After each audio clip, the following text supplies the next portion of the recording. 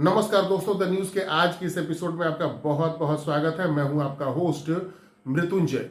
दोस्तों, लोकसभा चुनाव में अब महज 8 महीने का समय बचा है और अलग अलग सर्वे संस्थानों के द्वारा ओपिनियन पोल सर्वे किए जा रहे हैं और इसी से संबंधित इंडिया टीवी, जो कि भारत का एक प्रतिष्ठित न्यूज चैनल है, रजत शर्मा वाला मैं आपको बता दूं, तो इंडिया टीवी CNX ने एक ओपिनियन पोल सर्वे किया है पूरे भारत के लिए और इस सर्वे के मुताबिक उत्तर प्रदेश के परिणाम कांग्रेस के लिए किसी हद तक राहत भरे हो सकते हैं।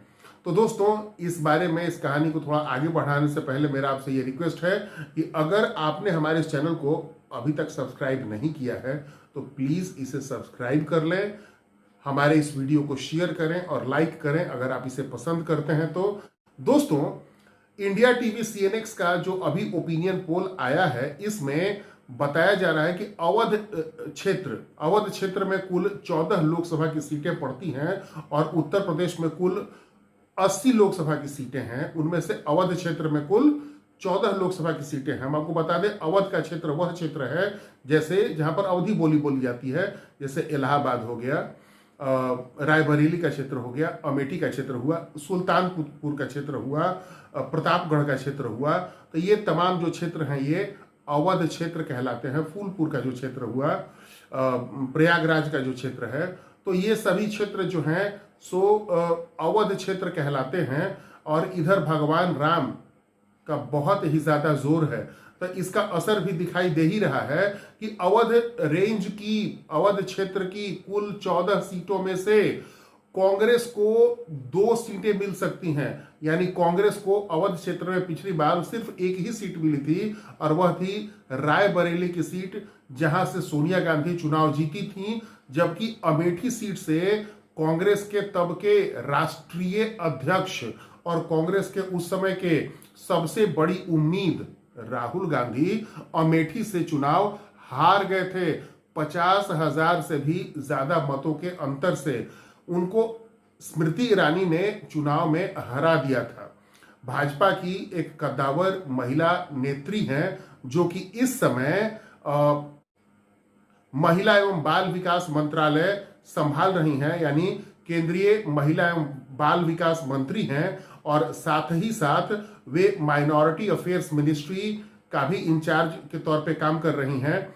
यानी वो इस समय अल्पसंख्यक मामलों की मंत्री भी हैं, स्मृति ईरानी। तो स्मृति ईरानी ने पिछले चुनाव में राहुल गांधी को 50,000 से ज्यादा मतों से के अंतर से पटखनी दी थी। लेकिन गनीमत इस बात की है कि राहुल गांधी ने 2019 का चुनाव 2 लोकसभा सीटों से लड़ा था। एक तो केरल में वायनाड की सीट थी और दूसरी अमेठी की सीट थी उत्तर प्रदेश में। तो उत्तर प्रदेश से उनका डब्बा गुल हो गया था, लेकिन वायनाड से वो चुनाव जीतकर लोकसभा पहुंच गए थे। तो दोस्तों, अमेठी में जो वोट मिले थे, 4,68,000 के करीब वोट हासिल हुए थे स्मृति ईरानी को, जबकि 4,13,000 के से थोड़े ज्यादा वोट मिले थे राहुल गांधी को। और इस तरह से राहुल गांधी 50,000 से ज्यादा मतों के अंतर से चुनाव हार गए थे। लेकिन राहुल गांधी ने उस चुनाव को हारने के बाद अमेठी से फिर कभी कोई वास्ता नहीं रखा, कभी कोई ताल्लुक नहीं रखा और स्मृति ईरानी लगातार वहां आती जाती रहीं। उन्होंने वहां पर आयुध फैक्ट्री खोलने में महत्वपूर्ण भूमिका निभाई। अमेठी क्षेत्र जो हमेशा से ही पिछड़ा क्षेत्र था और नेहरू गांधी परिवार का प्रतिनिधित्व हासिल होने के बावजूद वहां पर ना तो कोई अच्छी सड़कें थी, ना कोई रेस्टोरेंट था, ना कोई वहां पर सर्किट हाउस था और वहां पर सही तरीके से विकास का सूर्य नहीं उग सका था। लेकिन ऐसा हर कोई मानता है कि स्मृति ईरानी ने केंद्र में मंत्री रहने के बावजूद और साथ ही साथ अमेठी की जनप्रतिनिधि होने के साथ साथ उन्होंने अमेठी की जनता से बहुत करीब का संबंध बनाए रखा और अमेठी में जनसंपर्क उनका हमेशा से ही बरकरार रहा है। आम लोगों से हमेशा से वो मिलती जुलती रहीं और उन्होंने वहां के इंफ्रास्ट्रक्चर के डेवलपमेंट में बहुत बड़ी भूमिका निभाई, जिसकी वजह से अमेठी का बहुत बड़े पैमाने पर कायाकल्प हो चुका है। बावजूद इसके ऐसा माना जा रहा है कि समाजवादी पार्टी और कांग्रेस के गठबंधन के दम पर और अमेठी की जनता के बीच गांधी नेहरू परिवार का जो आज भी सिक्का चलता है, उस वजह से वहां की जनता का एक बड़ा तबका राहुल गांधी को मिस कर रहा है और वहां की जनता में इस बात को लेकर बहुत ज्यादा जोर है कि राहुल गांधी एक बार फिर से वहां से चुनाव लड़े। तो अगर इस बार चुनाव होता है तो अमेठी में इनके स्मृति ईरानी के चुनाव जीतने के चांसेस बहुत ही कम हैं। इंडिया टीवी सीएनएक्स के नतीजों के मुताबिक, जो ओपिनियन पोल का जो नतीजा है उसके मुताबिक स्मृति ईरानी चुनाव हार सकती हैं और अमेठी से राहुल गांधी प्रबल रूप से चुनाव जीत सकते हैं। लेकिन इस बात की भी संभावना बहुत कम दिखाई दे रही कि राहुल गांधी फिर से अमेठी से चुनाव लड़ने की कोशिश करेंगे, क्योंकि पिछले 5 सालों में राहुल गांधी ने कभी मुड़कर अमेठी का रुख नहीं किया।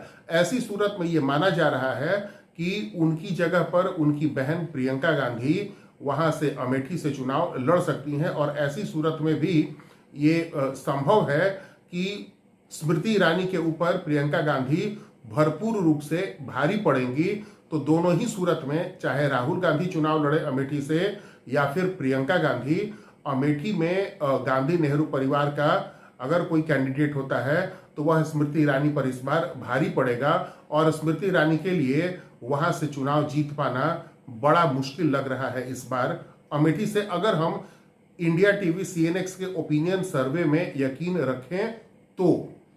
हालांकि विशेषज्ञों का यह मानना है कि जिस तरीके से गांधी नेहरू परिवार ने पहले और पिछले 5 सालों के दौरान अमेठी को जिस तरह से इग्नोर किया है, उसमें ये कहना बहुत ज़्यादा सही नहीं होगा कि वहां से गांधी नेहरू परिवार का कोई सदस्य चुनाव जीतेगा। लेकिन अगर ना तो प्रियंका गांधी चुनाव लड़ती है ना राहुल गांधी चुनाव लड़ते हैं, तब फिर स्मृति ईरानी के लिए वहां की राह बहुत आसान हो जाएगी। तो अमेठी की जनता का गांधी नेहरू परिवार से खास किस्म का लगाव है और ऐसा माना जा रहा है कि एक बार उनको सबक सिखाने के बाद अब जनता राहुल गांधी को एक बार फिर से, गांधी नेहरू परिवार को एक बार फिर से मिस कर रही है। अब देखना यह होगा कि उन परिवार से, यानी नेहरू गांधी परिवार से, कौन सा व्यक्ति अमेठी को नेतृत्व देने के लिए सामने आता है। लेकिन विशेषज्ञों का स्पष्ट मानना है कि बहुत कम चांसेस हैं इस बात के कि राहुल गांधी फिर से मैदान में उतरें।